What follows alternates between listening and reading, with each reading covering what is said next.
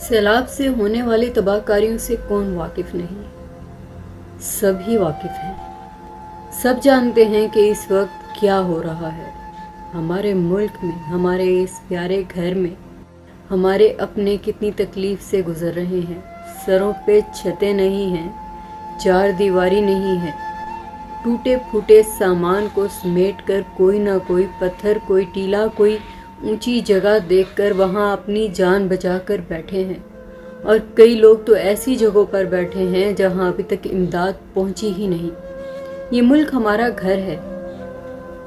जिस तरह हम सिर्फ एक बनाए हुए घर को अपना घर समझते हैं, इसी तरह अगर हम इस मुल्क को अपना घर समझ लें तो हमारा कोई भाई बहन, कोई बुजुर्ग, कोई बच्चा कभी तकलीफ में आएगा ही नहीं। ये वो दर्द है जो दिखाई भी दे रहा है, सुनाई भी दे रहा है और हम महसूस भी करते हैं, लेकिन हिम्मत नहीं कर पाते कि हम आगे बढ़ें, क्योंकि हमें अपनी रोज़मर्रा की टेंशन ही नहीं छोड़ती।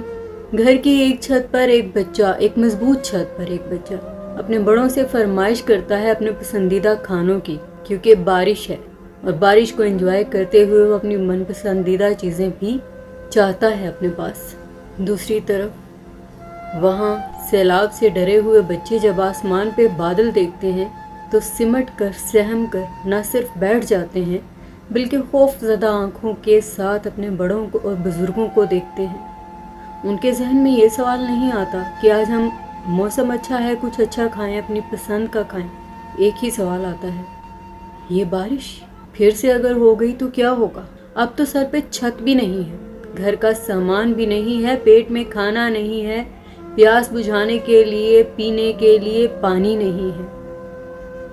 हम अपने इस घर की हिफाजत नहीं कर सकते तो हम कुछ भी नहीं कर सकते। जब आप अपने घर में किसी जगह पर कोई ऐसी चीज़ देखते हैं जो काबिल मरम्मत है तो आप फौरी तौर पे उसकी मरम्मत शुरू कर देते हैं। हद्दुल इम्कान कोशिश करते हैं कि उसे ठीक कर लें। हमारे ही घर का एक हिस्सा नुकसान में जा रहा है। लोगों के सरों पे छतें नहीं हैं, लोग बीमार हैं, भूखे हैं, प्यासे हैं, जान बचाने के लिए ऊंची ऊंची जगहों पर बैठे हैं और कई ऐसे टीलों पर बैठे हैं जहां अभी तक कोई इमदाद पहुंची ही नहीं। वो हमारी मदद के मुंतज़िर हैं। वो देख रहे हैं कब हमारे भाई बहन आएंगे। वो सोच रहे हैं कि हम बचेंगे भी या नहीं। सरों पे छतें नहीं हैं, ओढ़ने को चादर नहीं है, पेट में खाना नहीं है और कुछ लागिर कमज़ोर बुजुर्ग सिर्फ इस फिक्र में बैठे हैं कि जो मेरे फैमिली मेंबर बच चुके हैं उनको कैसे बचाऊं, उनके लिए ऐसा क्या करूं कि उनका दर्द सारा मेरे बूढ़े वजूद में समा जाए।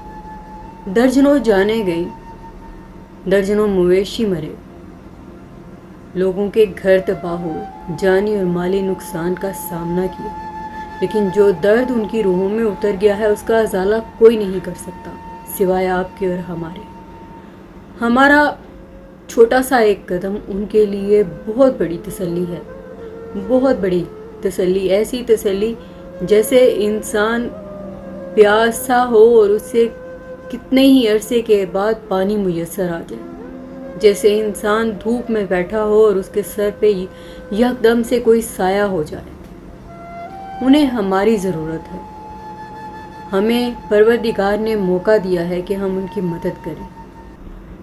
आप लोग अपने सोर्स यूज़ कर सकते हैं, आप लोग वो सब कुछ कर सकते हैं जिससे आप उनकी मदद कर सकें। जैसे आपके अपने बहुत सारे जानने वाले होंगे जो उनके करीब होंगे, वो उन तक आपकी इमदाद पहुंचा सकें। अगर हमारे थ्रू मदद करना चाहते हैं तो हमारा राब्ता आपके सामने आ जाएगा इस वीडियो में या वीडियो के एंड पे।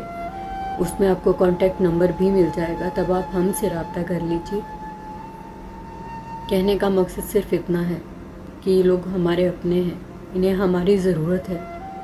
हमें इनका साथ देना है, इनके साथ खड़े होना है। इस परेशानी में, इस फिक्र में, इस बीमारी में इन्हें वो सब कुछ पहुंचाना है जिसकी इन्हें ज़रूरत है।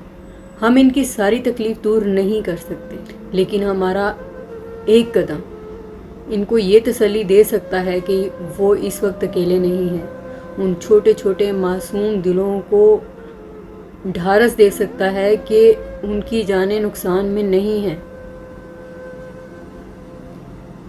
अपनी रोज़मर्रा ज़िंदगी में हम बहुत कुछ खर्च करते हैं, बहुत सारा फजूल खर्ची भी करते हैं।